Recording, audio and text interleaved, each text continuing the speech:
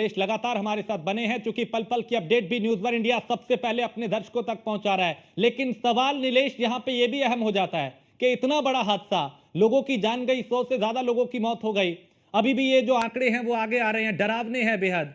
ऐसे मामले पे, संवेदनशील हादसे पे, मामले पे भी सियासत हो रही है। अखिलेश यादव ये कह रहे हैं कि सरकार जिम्मेदार है। अरे बाद में सियासत आप कीजिएगा, ऐसे हादसे पे तो कम से कम आपको साथ खड़ा होना चाहिए कि भाई पहले तो लोगों को सही इलाज मिले और बाद में जांच हो और फिर कार्रवाई हो, जो दोषी है उसको उस पर सजा दी जाए उसे।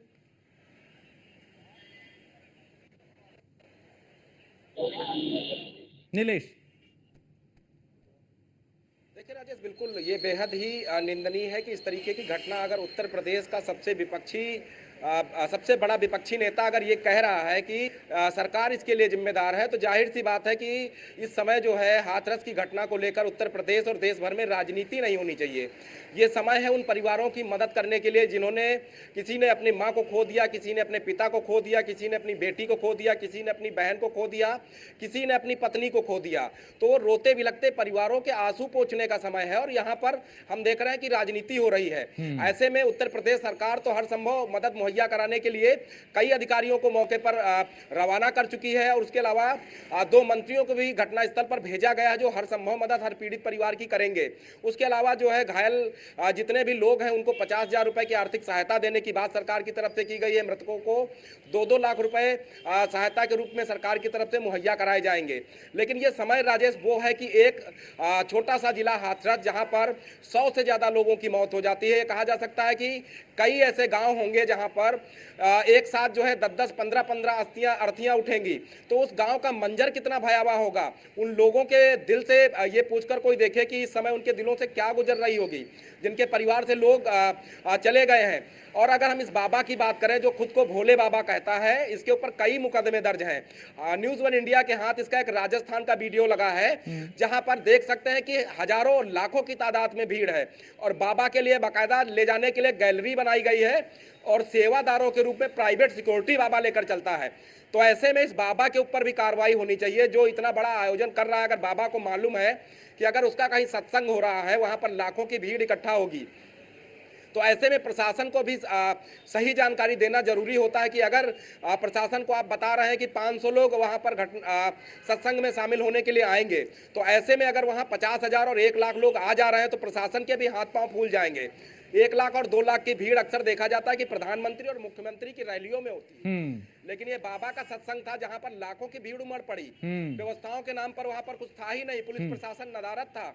जब घटना हुई और घटना के समय अगर मौके पर स्वास्थ्य व्यवस्थाएं उपलब्ध कराई जाती तो जाहिर सी बात है बिल्कुल कई लोगों की जान नीलेश बचाई जा सकती थी। कुछ तो बदइंतजामी वहां पे बाबा के जो सेवादार थे उन्होंने की और कुछ यहाँ पे जो जिला प्रशासन है उसका खामियाजा लोगों की जान गंवा के यहाँ पे आया। मैं लौटता हूं आपके पास, एक बड़ी अपडेट आ रही है क्योंकि सत्संग में हुई भगदड़ के बाद लोग वहां पे कहराते रहे, मदद की गुहार लगाते रहे। आयोजकों ने घायलों को अस्पताल पहुंचाने के बजाय पंडाल उखाड़ने में जुटे रहे। और आखिर क्यों सत्संग पंडाल में बोलने में जल्दबाजी दिखाई गई? क्या बदइंतजामी को छिपाने के लिए आनन फानन में पंडाल हटा दिया गया? घायलों की जान ज्यादा जरूरी थी या पंडाल हटाना जरूरी था?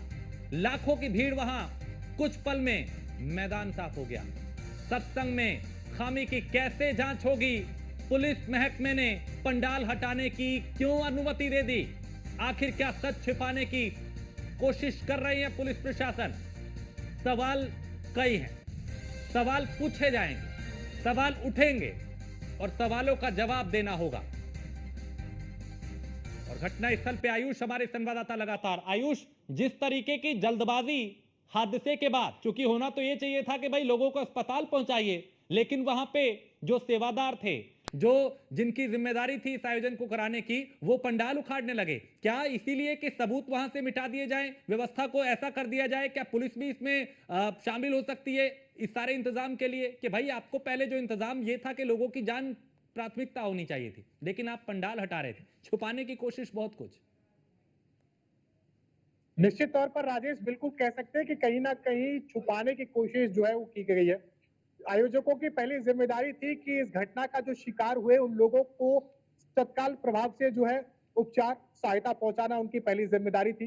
लेकिन कहीं ना कहीं आयोजकों ने उस जिम्मेदारी को निभाते हुए अपना पंडाल उखाड़ना शुरू कर दिया। जब मैं यहाँ पर पहुंचा था तो यहाँ की तस्वीरें जो थी, यहाँ पर जो आयोजक थे वो यहाँ पर पंडाल उखाड़ने में लगे हुए थे। तमाम ट्रक के ट्रक यहाँ से रवाना हो रहे थे, लेकिन कहीं ना कहीं वो जो प्राथमिकता थी वो वहां दिखानी जरूर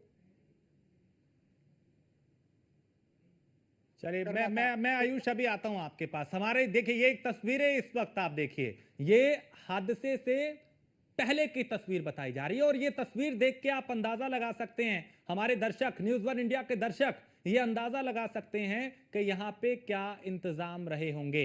ये देखिए हर तरफ लोग ही लोग हैं, सड़क जाम है, कोई रिक्शे पे है, कोई ऑटो पे है, कोई बाइक पे है, कोई कार में है, कोई पैदल है और यहां पे इस कदर भीड़ है कि पांव रखने तक की जगह नहीं है। इसी तस्वीर से अंदाजा लगाया जा सकता है कि जब भगदड़ मची होगी तो लोगों को जगह तक नहीं मिली होगी कि किस तरफ जाना है, और फिर एक के ऊपर एक, उसमें क्या बच्चे, क्या महिलाएं, क्या पुरुष, क्या बुजुर्ग, क्योंकि मृतकों में महिलाएं ज्यादा हैं। अमूमन इस तरह के जब धार्मिक आयोजन होते हैं, सत्संग होते हैं तो उसमें महिलाएं ज्यादा होती हैं, वो छोटे बच्चों को साथ ले जाती हैं और यहां पर भी ऐसा हुआ। इनमें भी जो मृतक हैं उनमें बच्चे हैं, उनमें महिलाएं हैं ज्यादातर। तो इससे ये तस्वीर देखिए भगदड़ की, चूंकि पूरी कहानी न्यूज़ वन इंडिया पे हम लगातार दिखा रहे हैं, चश्मदीदों की जुबानी आपको बता रहे हैं, सवाल भी ये उठा रहे हैं कि आखिर 100 से ज्यादा इन मौत का जिम्मेदार कौन है। सवाल यही कि आखिर जिला प्रशासन ने ऐसी लापरवाही क्यों की, क्योंकि ये कोई प्राकृतिक आपदा के शिकार नहीं हुए ये लोग, ये किसी कुदरत के कहर का ये शिकार नहीं हुए कि कहीं बाढ़ आ गई, कहीं आप बादल फट गया या कहीं पे कोई कुदरत का कहर आ गया या बहुत ज्यादा बरसात हो गई। बिल्कुल नहीं, ये लोग इंसानी लापरवाही का शिकार हुए हैं, प्रशासनिक लापरवाही का शिकार हुए हैं, अधिकारियों की लापरवाही का शिकार हुए हैं, बाबा की लापरवाही का शिकार हुए हैं, बाबा के सेवादारों की लापरवाही का शिकार हुए हैं। ये लोग जो हैं वो कहीं ना कहीं बदइंतजामी का शिकार हुए हैं। तो सवाल यही कि जिस तरीके की तस्वीरें आ रही हैं वो अपने आप में कई सवाल उठाती हैं। ब्रिजेश श्रीवास्तव भी हमारे साथ जुड़ गए हैं। ब्रिजेश, ये तस्वीरें देखा जा सकता है पांव रखने तक की जगह नहीं है, ये बदइंतजामी की गवाही दे रही हैं तस्वीरें।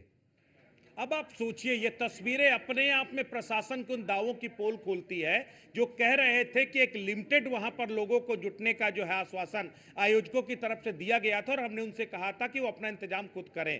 क्या ये तस्वीर किसी भी आयोजनकर्ता के बस की बात थी इस पर जो है कहीं पर इंतजाम करना? आप इस पूरी तस्वीरों में आप कहीं पर भी एक पुलिसकर्मी देख रहे हैं, इस पूरे उसमें कहीं पर भी प्रशासन का कोई इंतजाम आप देख रहे हैं? ये तस्वीरें अपने आप बता रही हैं कि भगवान भरोसे छोड़ दिया गया था इस पूरी भीड़ को।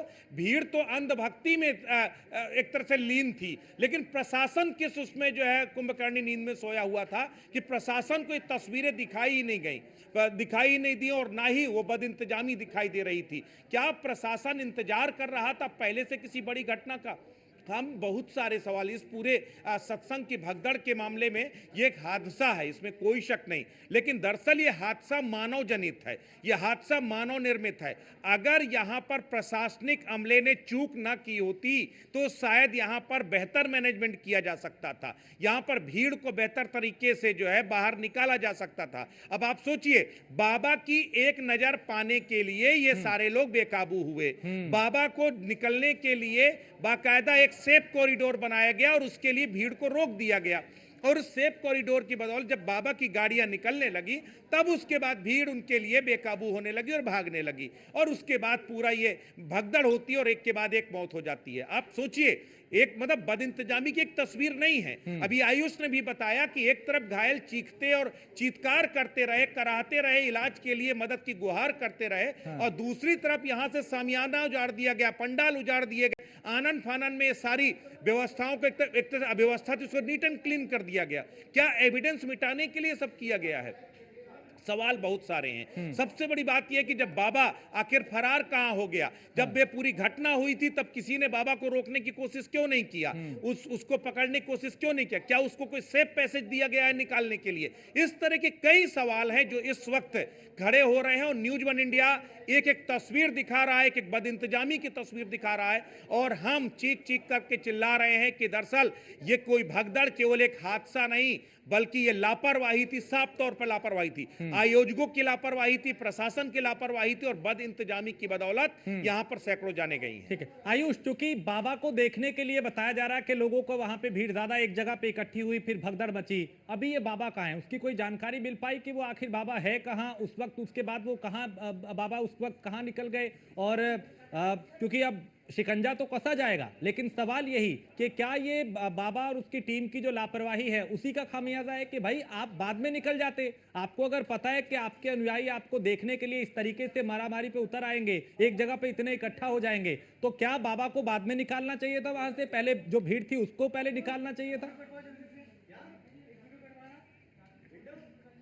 होता है तो सबसे पहले वहां पर लोगों की भीड़ जुटना शुरू होती है। भीड़ जुटने के बाद में बाबा जो है अपने एक सेफ कॉरिडोर में निकलते हैं। उनके चारों तरफ जो है सुरक्षा का एक घेरा होता है। उस सुरक्षा के घेरे में जाके वो मंच से प्रवचन देना शुरू करते हैं और मंच से प्रवचन देने के बाद में जैसे ही मंच से प्रवचन खत्म होते हैं वैसे ही भीड़ का निकलने का सिलसिला जो है शुरू हो जाता है। लेकिन बाबा को यहाँ पर ये करना चाहिए था कि यहाँ पे पहले श्रद्धालुओं को सेफ तरीके से यहाँ से निकलवाना चाहिए था और उसके बाद में स्वयं निकलना चाहिए था। वो इसलिए निकलना चाहिए था कि लोगों उनको मालूम है कि उनके दर्शन की अभिलाषा के लिए तमाम लोग जो है वो आते हैं। उनके भक्त हैं भाई, उनके दर्शन करने के लिए यहाँ पर आते हैं, उनके सत्संग सुनने के लिए आते हैं। तो कहीं ना कहीं उनके दर्शन पाने के लिए वो ललायत तो रहते हैं। तो ऐसे में कई हादसे, ऐसा नहीं कि पहला हादसा है, पहले भी कई हादसे जो है लगातार होते रहे। तो ऐसे में उन हादसों से सबक लेना चाहिए था, उस भीड़ को निकालना चाहिए था। और दूसरी बात ये कि राजेश, सवाल ये भी खड़ा होता है, सवाल ये भी खड़ा होता है कि बाबा के सत्संग की वजह से जब यहाँ पर लाखों श्रद्धालु जब यहाँ पर जुटे हुए थे और उसके बाद में वो हादसे का शिकार हो गए, तो फिर उसके बाद बाबा कहाँ है? बाबा को आना चाहिए था, उन लोगों को ढांढस बंधवाना चाहिए था कि भाई जो इस घटना में शिकार हुए हैं, जिन्होंने अपने परिजनों को खो दिया, किसी ने अपना माँ खोई है, किसी ने अपना बेटा खोया, किसी ने अपनी पत्नी खोई है, किसी ने अपना बहन खोया। यहाँ पर लोगों के चेहरों पर दर्द साफ है, एक बड़ा दर्द है। एक दर्द ये जो है उम्र भर नहीं जाएगा, क्योंकि एक बड़ा हादसा यहाँ पर हुआ।